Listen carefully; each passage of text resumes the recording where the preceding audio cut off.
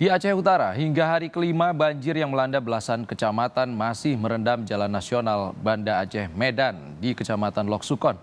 Masjid, sekolah, puskesmas, kantor polisi terendam banjir.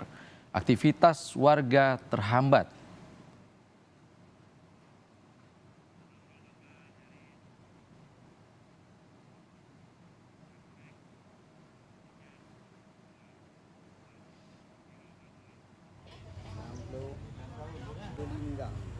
Sementara itu korban banjir mulai berdatangan ke pos layanan kesehatan setempat. Warga terserang penyakit seperti kutu air, demam, hingga batuk.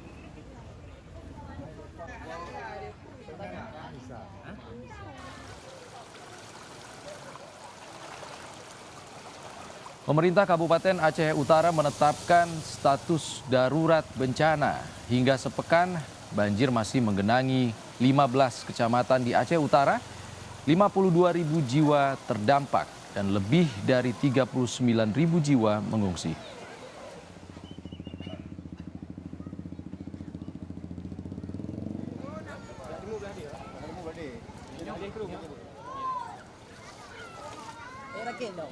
Dan ini saya pikir negara juga harus hadir untuk memikirkan bagaimana Aceh Utara ini bebas banjir. Harus dipikirkan bagaimana skema penanganan banjir. Bukan hanya bicara tanggul, itu parsial sekali, tapi dari hulu sampai hilir.